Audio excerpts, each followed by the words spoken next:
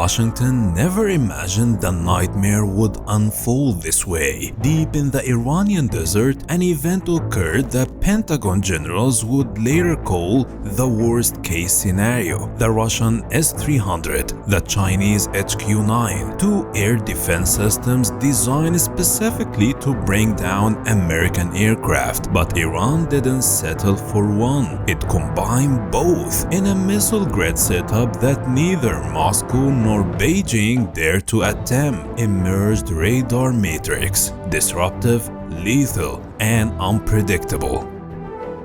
Capable of scrambling missile locks, targeting aircraft from multiple angles, and turning any American airstrike into a suicide mission. In Nevada, US Marines were forced to construct life-size mock-ups of these systems just to begin understanding what they might face in a real war over the Gulf. But the threat isn't just in the weapons themselves, it's in the Iranian integration. A method so unique it disrupted Israeli war planning before a single missile was even fired. How did Tehran manage to make a Russian radar speak Chinese logic? And how has engagement now begun from blind spots even F-35 pilots can detect? Is the moment of shock approaching when Washington is forced to confirm the first stealth jet down over Tehran? This episode reveals the full story of Iran's lethal missiles grid. Stay tuned. How Iran entered the world of high-tier air defense in 2016. After years of sanctions, delays, and geopolitical threats, massive Russian military trucks rolled deep into Iranian territory. They carried what media at the time described as the long-overdue shield. It was the S-300 PMU-2.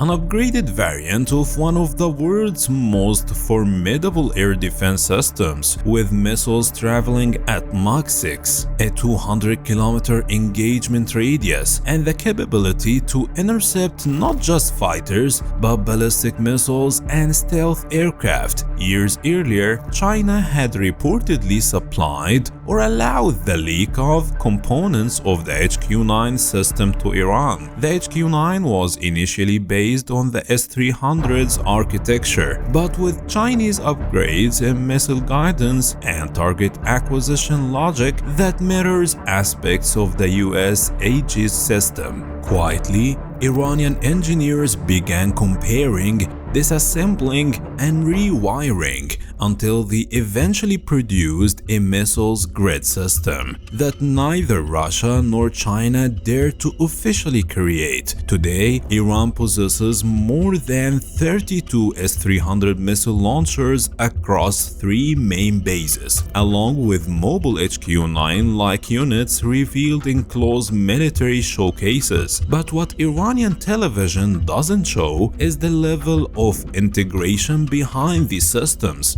How Russian radar signals are now being processed and converted into fire control solutions for Chinese missiles. It's a configuration no one had seen before, and it forced the Pentagon to rethink all its previous Gulf War scenarios. How exactly did Iran pull this off? And what coordination secrets have F-35 pilots learned to fear? We reveal that in the next segment.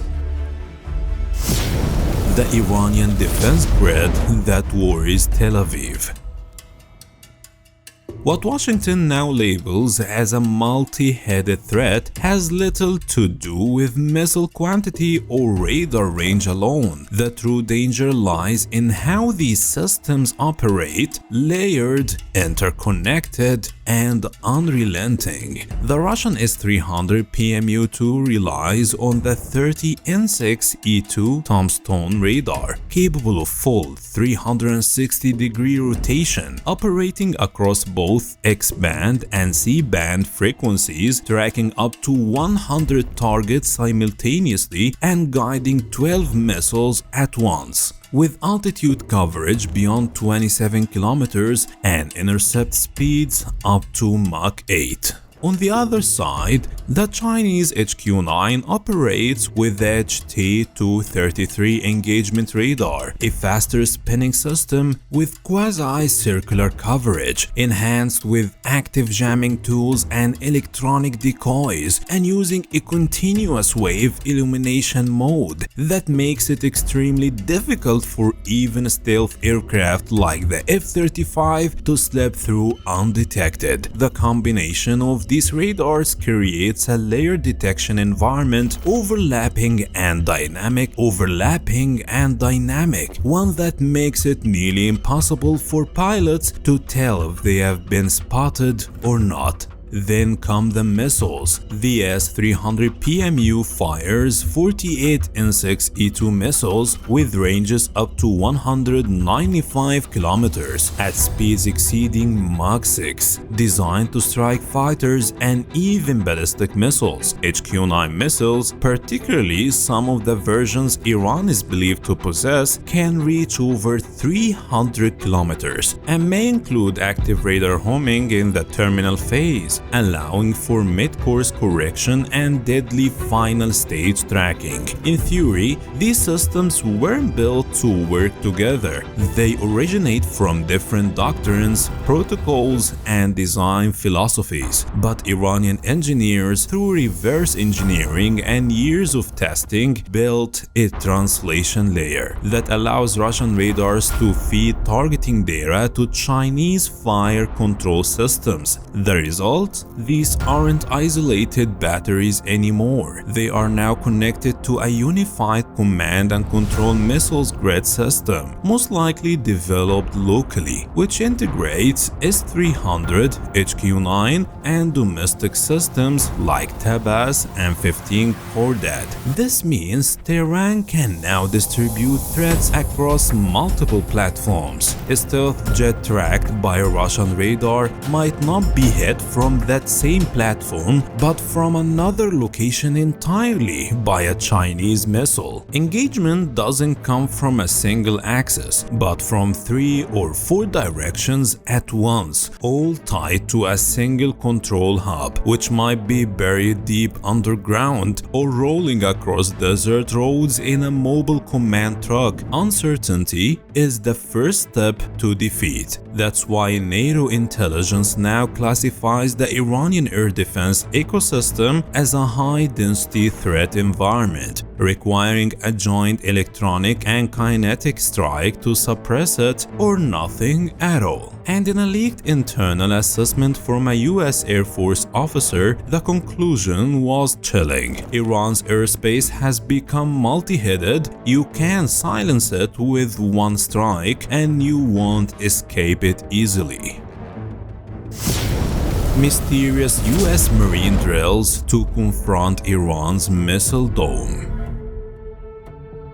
In the scorching Nevada desert, surrounded by billion-dollar tracking and simulation systems, a peculiar exercise took place. It was called Resolute Honor 26-1. A name that sounded routine on paper, but behind the scenes, the stakes were anything but. For the first time, the US military built full-scale mock-ups of systems resembling the S-300 and HQ-9 to train Marines on detection, jamming, and engagement tactics against a missile's grid threat. But the leaked details revealed more than the Pentagon wanted known. The mock-ups were disguised in desert camouflage, almost identical to what satellite images have spotted inside Iranian territory. The training scenario placed them inside a rugged, electronically shielded mountain zone, mirroring Revolutionary Guard deployments east of Tehran. An internal report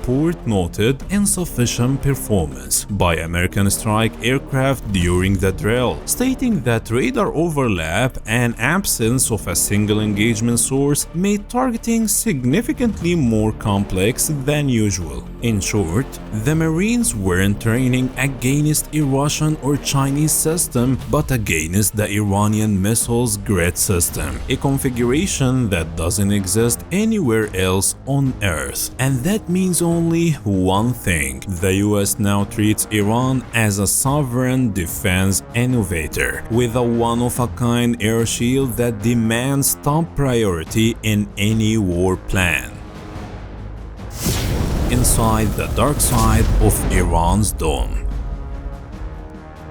Despite the fear it evokes and the rare blend of Russian radar with Chinese missiles, there is a technical truth lurking behind the missiles grid's mystique. This combination was never meant to be seamless. Russian and Chinese systems were built in different eras, using incompatible protocols, encryption methods, and engagement logic. Take the HQ-9 missile. It requires constant mid-flight data updates, but the Tombstone radar from the S-300 doesn't provide updates at the necessary rate or resolution. Any disruption in the data translation could cause the missile to miss its target or veer off course entirely. Also, unlike in their original designs, which were meant for isolated, shielded installations, Iran deploys these platforms together in a blended mobile static configuration. This increases exposure, complicates coordination, and raises the risk of system failure during multi-threat engagements. The presence of multiple active radars simultaneously makes the system more vulnerable to jamming from electronic warfare platforms like the EA-18G Growler, or even cyber attacks on command and control networks. Another lurking issue: latency. Even if the missile's grid functions, delays of just a fraction of a second in relaying target data could result in a premature launch or wrong target lock-on. That's why some Western defense experts say Iran's defense grid, while deadly on paper, could collapse in the face of coordinated electronic chaos. One Western analyst summed it up this way: a monster from the outside, but still made of organs that don't speak the same language inside. So now the question echoes in every war room: has Iranian airspace become a trap for stealth fighters?